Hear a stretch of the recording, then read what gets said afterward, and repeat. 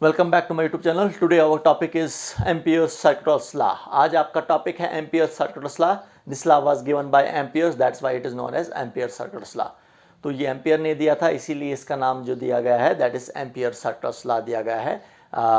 ये ampere circuital law हमें किस पर बेस्ड है? एम्पियर सर्कुलस लॉ से हम क्या फाइंड आउट करते हैं? मैग्नेटिक फील्ड को फाइंड आउट करते हैं due to a current carrying conductors. तो आपके पास एक करंट कैरिंग कंडक्टर्स होता है, जैसे एक्स वाई आपके पास एक करंट कैरिंग कंडक्टर होता है। उसकी वजह से हम फाइंड आउट कर सकते हैं इसके सराउंडिंग में मैग्नेटिक फील्ड कितनी है, वो हम फाइंड आउट कर सकते हैं। ये बिल्कुल सिमिलर है, किसके सिमिलर है? दैट इज गाउस लॉ के, जो हम इलेक्ट्रोस्टैटिक्स में गाउस लॉ पढ़ते हैं। वहाँ पर हम इलेक्ट्रिक फील्ड को फाइंड आउट करते हैं और यहाँ पर हम मैग्नेटिक फील्ड को फाइंड आउट करते हैं। तो देखिए, वहाँ पर हम इलेक्ट्रिक फील्ड को फाइंड आउट करते थे। हम एक गिवन चार्ज होता है, चार्ज की डिस्ट्रीब्यूशन जिस तरीके की होती थी आपके पास, तो वहाँ पर हम क्या करते थे? गॉसियन सरफेस को ड्रा करते थे। गॉसियन सरफेस की हेल्प से आप इलेक्ट्रिक फील्ड को फाइंड आउट करते थे किसी भी एक पॉइंट पर।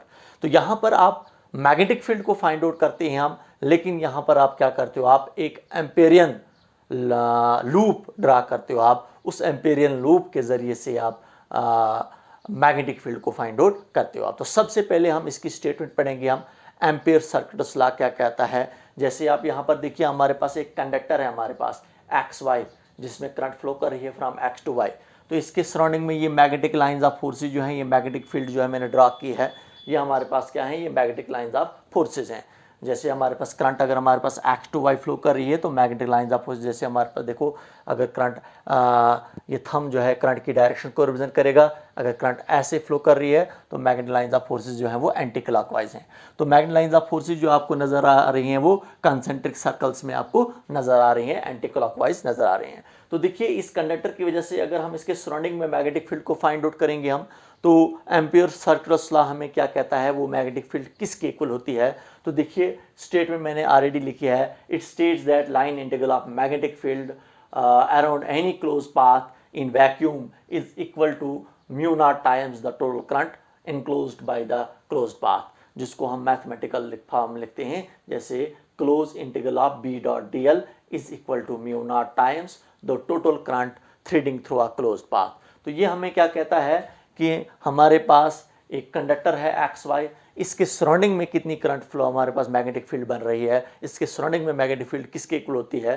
That is equal to mu naught times the total current threading through a closed path. तो देखिए, हमारे पास अगर ये करंट कैरिंग कंडक्टर है, इसके सराउंडिंग में कितनी मैग्नेटिक फील्ड बन रही है, वो कितनी बन रही है?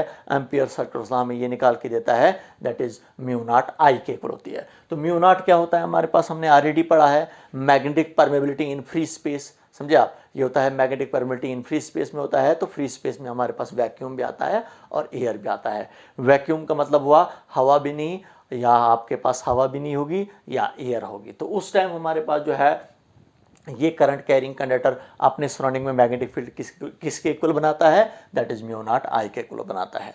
तो close integral of B dot D L, इसका मतलब हम इंटीग्रेशन कर रहे हैं मैग्नेटिक फील्ड को। समझे आप? B dot D L, D L हमारे पास क्या होता है? स्मॉल पाथ होता है किसका? इसी मैग्नेटिक एम्पीरियल लूप का ये डीएल होता है हमारे पास, क्योंकि एम्पीरियल लूप अभी हम ड्रा करेंगे। एम्पीरियल लूप हमारे पास बिल्कुल इसी मैग्नेटिक लाइंस ऑफ फोर्सेस पर ही, इसी मैग्नेटिक फील्ड पर ही, मैग्नेटिक लाइंस ऑफ फोर्सेस पर ही ड्रा होता है। तो वो भी अभी हम डिस्कस करेंगे। तो क्लोज इंटीग्रल ऑफ, क्योंकि हमारे पास एक क्लोज सरफेस होती है आपके पास, जो मैग्नेटिक लाइंस ऑफ फोर्सेस क्या होती हैं? क्लोज होती हैं। तो close integral of B dot D L जो होता है वो म्यू नॉट आई के इक्वल होता है। इसका मतलब जो हमारे पास एक करंट कैरिंग कंडक्टर अपने सराउंडिंग में मैग्नेटिक फील्ड किसके इक्वल बना रहा है? That is mu naught I के इक्वल बना रहा है। तो देखिए, इसी का भी हम प्रूफ निकालेंगे हम, आपको अच्छे तरीके से समझ में आ जाएगा। इसका प्रूफ हमारे पास क्या है? सबसे पहले let us consider a conductor. Conductor, हम कंडक्टर कंसिडर कर रहे हैं। आपके पास कंडक्टर क्या है? एक्स वाई है। इसमें करंट जो फ्लो कर रही है, आई करंट फ्लो कर रही है फ्रॉम एक्स टू वाई की तरफ करंट फ्लो कर रही है। देखिए, हमारे पास ये अगर कंडक्टर ले रहा हूँ मैं, थंब जो है कंडक्टर ये आपके पास है, तो थंब करंट की डायरेक्शन को रिप्रेजेंट कर रहा है। तो मैग्नेटिक लाइंस ऑफ फोर्सेस जो है आपको नजर आ रही हैं, ये fingers magnetic lines of forces की डायरेक्शन को रिप्रेजेंट कर रही हैं। तो फिंगर्स आपको एंटी क्लॉकवाइज जो है वो नजर आ रही हैं। तो बोर्ड पर इसको ऐसे ही रिप्रेजेंट कर सकता हूँ, ये आपके पास मैग्नेटिक लाइंस ऑफ फोर्सेस हैं। अब देखिए अगर हमने इस पी पॉइंट पर, ये आपके पास मैंने यहाँ पर ऑलरेडी कंसिडर किया है, ये आपके पास एक पी पॉइंट है। अगर मैं इस पी पॉइंट पर मैग्नेटिक फील्ड को फाइंड आउट करने जाऊंगा मैं, समझे आप, तो पी पॉइंट पर मैग्नेटिक फील्ड हम कैसे फाइंड आउट करेंगे? मैंने पहले कहा बिल्कुल सिमिलर है। किसके सिमिलर है? गाज लॉ के सिमिलर है। तो हम इस पी पॉइंट के थ्रू एक एम्पेरियन लूप को ड्रा करेंगे, एम्पेरियन क्लोज लूप। वो बिल्कुल इसी पर हमारे पास होगा, क्योंकि ये मैग्नेटिक लाइंस ऑफ फोर्सेस हैं, तो इसी मैग्नेटिक लाइंस ऑफ फोर्स है, तो इसी मैग्नेटिक लाइंस ऑफ फोर्स पर हमारे पास एम्पेरियन लूप जो है वो ड्रा होगा। वो भी बिल्कुल इसी के इस एक क्लोज सरफेस की फॉर्म में आपको नजर आएगा, समझे आप। तो हम इस एम्पेरियन लूप के जरिए से क्या फाइंड आउट कर सकते हैं? हम इस रीजन में, जो हमारे पास ये रीजन है, हम इस रीजन में हम मैग्नेटिक फील्ड को फाइंड आउट करेंगे। तो सबसे पहले हम ये एक पॉइंट पी ले रहे हैं, समझे आप। इस पॉइंट पी पर सबसे पहले हम मैग्नेटिक फील्ड को फाइंड आउट करेंगे। तो इस पॉइंट पी पर हमारे पास मैग्नेटिक फील्ड किसके इक्वल होगी? हमारा ये पॉइंट पी जो है कंडक्टर से आर की दूरी पर है। तो मैग्नेटिक फील्ड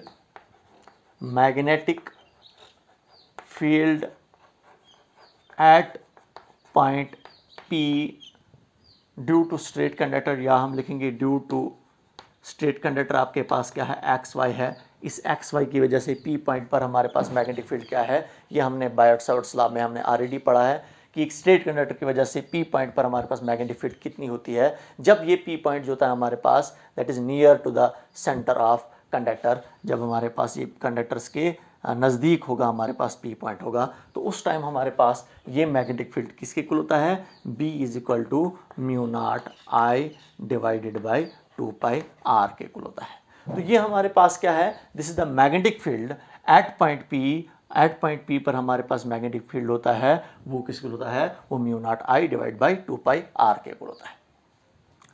अब देखिए, ये हमने इस पॉइंट पी पर मैग्नेटिक फील्ड को फाइंड आउट किया, mu naught I 2 pi R के कुल हमारे पास फाइंड होता है। हमने जो मैग्नेटिक फील्ड फाइंड आउट करना है वो total magnetic field find out करनी है इस कंडक्टर के सराउंडिंग में। इस रीजन में हमारे पास जो है टोटल मैग्नेटिक फील्ड कितनी होगी, समझे आप। ये जो आपके पास रीजन नजर आ रहा है, तो कितनी मैग्नेटिक फील्ड होगी? हम इसके थ्रू, ये जो आपके पास है मैग्नेटिक लाइंस ऑफ फोर्सेस हैं जो आपको क्लोज नजर आ रही हैं, इसी के थ्रू, इस पॉइंट पी के थ्रू हम एक एम्पीरियन क्लोज लूप को ड्रा करते हैं। जैसे हम वहां पर गॉसियन सरफेस को ड्रा करते हैं, इसी तरीके से यहां पर हम एम्पीरियन क्लोज लूप जो है वो ड्रा करेंगे। इस एम्पीरियन क्लोज लूप पर मैं एक छोटा सा टुकड़ा पकड़ रहा हूं मैं, जिसकी लेंथ कितनी हमारे पास है? dl है। तो dl हमारे पास जो है, it is the length, small length of this close loop. उस क्लोज लूप का ये जो हमारे पास एम्पीरियन लूप जो है, हमारे पास क्लोज लूप है, इसका छोटा सा टुकड़ा पकड़ा हमने dl कहां पर? इस पॉइंट पी पर। तो देखिए, इस पॉइंट पी पर अगर हम बोलेंगे मैग्नेटिक फील्ड की डायरेक्शन इस पॉइंट पी पर क्या कहां की तरफ होगी? हम इस पी पॉइंट पर टेंजेंट ड्रा करते हैं। तो टेंजेंट ये हमारे पास है, मैग्नेटिक फील्ड की डायरेक्शन होगी कहां पर? इस पॉइंट पी पर। तो अब हम क्या करेंगे? कैलकुलेशंस करेंगे हम, calculation of close integral of B dot dl। तो कैलकुलेशंस करेंगे हम इसकी, close integral of B dot dl की कैलकुलेशंस करेंगे हम। तो बी हुआ आपके पास मैग्नेटिक फील्ड इस पॉइंट पी पर, समझे आप, और dl हुआ आपके पास, दिस इज द उस क्लोज लूप का छोटा सा टुकड़ा, that is small length of that close loop. उस क्लोज लूप का हमारे पास छोटा सा टुकड़ा आपके पास dl यहाँ पर आपको नजर आ रहा है। तो इसी को हम क्या करेंगे? इसको हम सिंप्लीफाई करेंगे। तो देखिए, इसको सिंप्लीफाई करेंगे, b डॉट dl है तो इसको खोल के लिखेंगे, dot product of two vector है तो b dl cos थीटा आपके पास आएगा। तो ये आपके पास आ रहा है B D L cos theta, ये इसके इक्वल आ रहा है आपको। तो यहाँ पर देखिए हमारे पास close integral of B dot D L is equal to आपके पास जो है B D L cos theta. Theta कितना आ रहा है आपके पास? यहाँ पर देखिए, ये आपके पास थीटा होता है एंगल किसके बीच में? बी और डी एल के बीच में। देखिए डीएल भी उसी, डीएल जो हमारे पास, उसकी डायरेक्शन भी वहीं पर, वहीं की तरफ है आपको नज़र आ रही है। तो डीएल भी वहीं की तरफ और बी भी वहीं की तरफ।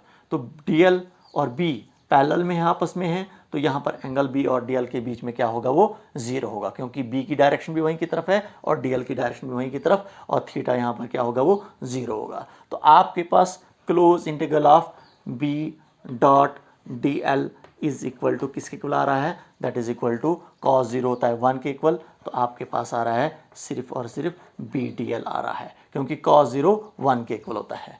तो आपके पास आ रहा है बी डी एल, आपके पास सिर्फ और सिर्फ ये आ रहा है।